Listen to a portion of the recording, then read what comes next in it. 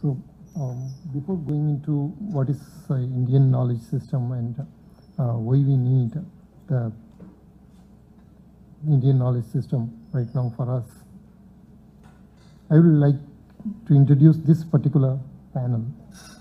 These are three panels taken from Method of Science exhibition that was prepared by the Ministry of Human Resources.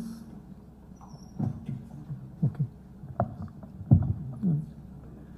So these are the panels that were prepared as part of Method of Science exhibition with the help of taxpayers' money in 1975 when the nation was under emergency. These were prepared by a set of educationists and scientists to impart to Indian people how to do science, the method of science. Here you have three panels. One is on Charles Darwin. You can read the panel. There is no mention of natural selection, which is his most important contribution. And there is not even mention of origin of species. Now compare the panel on Karl Marx. You find a mugshot of Karl Marx there, and you also find the cover of Das Kapital. And you can see there has also been a panel on Vladimir Ilyich Lenin. So this is essentially what was given as the framework to teach our students the method of science. Now, when we talk of a knowledge system, we always think in terms of Western epistemological models. We always think in terms of the Marxist models. Particularly in the case of social sciences, we have only the colonial model, the Marxist model. Both share a lot of common things. Now, as against this, we need to think of an Indic knowledge system which has its roots in this land and how better it would be. There is a basic question here. Because when you have a Marxist framework, we all know what happened to science in the USSR. It became rigid. Dialectical materialism was considered as the only way of doing science, the only natural philosophy, and every scientific theory had to be submitted to an ideological commissar who would evaluate it and who would tell the scientist whether it actually is in harmony with the state theology, which is dialectical materialism. So ultimately, Marxism ended up running, the Marxist state, when it had the power, ended up running the greatest inquisition against science in the history of humanity. Compared to the Marxist inquisition on scientists, the inquisition run by the church looks like kindergarten stuff. The ruthlessly scientists were imprisoned, particularly geneticists. They were imprisoned, they were made martyrs for science, but nobody talks about it.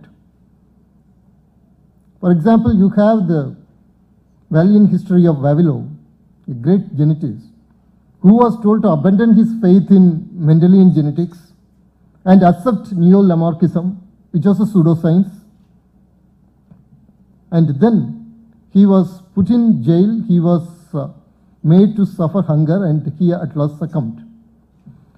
The point is, when you have a monocultural model, when you have a monocultural framework, and then you use that alone as the window to science or to any branch of human thinking, then it will become suffocating and ultimately it will kill you. So in which way the Indic knowledge system is better? The most important fundamental thing is The Indic knowledge system is pluralist in its approach.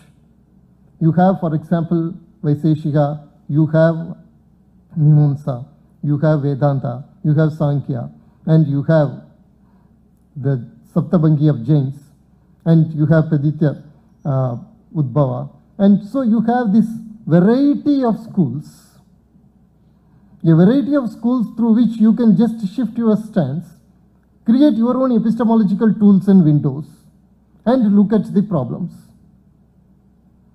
I will give one specific example and move on. In Tamil culture, we have the Thinai classification. We all know about it.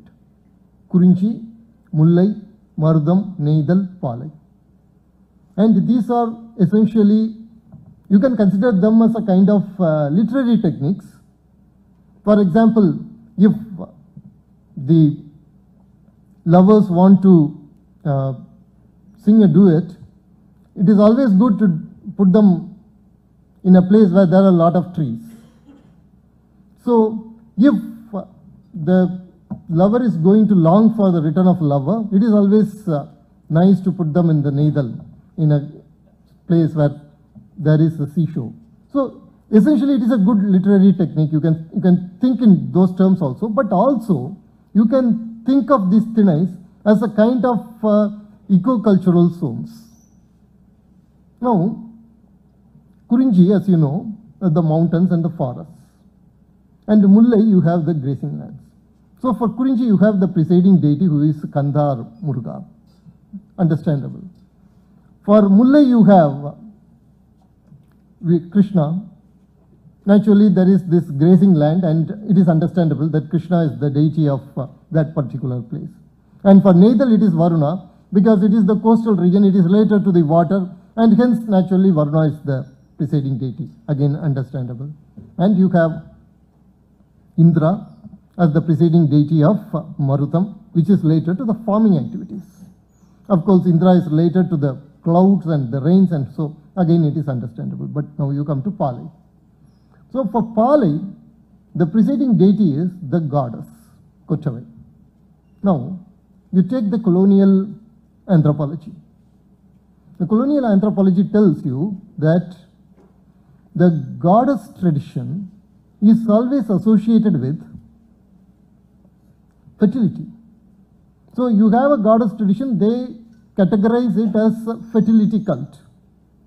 You see the same again in the case of Marxist tradition. So if you read entire D.D. Goswami, you will find that he considers the goddesses as a kind of fertility cults, fertility traditions, cult. In fact, they use the term cults, not traditions, fertility cults. But then, how do you explain the fact that it is not in Marudam the goddesses is worshipped, it is not in Kurinji the goddesses is worshipped, but it is in Pali the goddess has been made the presiding deity? This is the question that we have, where you find the colonial ontology or the Marxist framework not capable of understanding, it's not capable of answering this particular question. There is a deficiency there.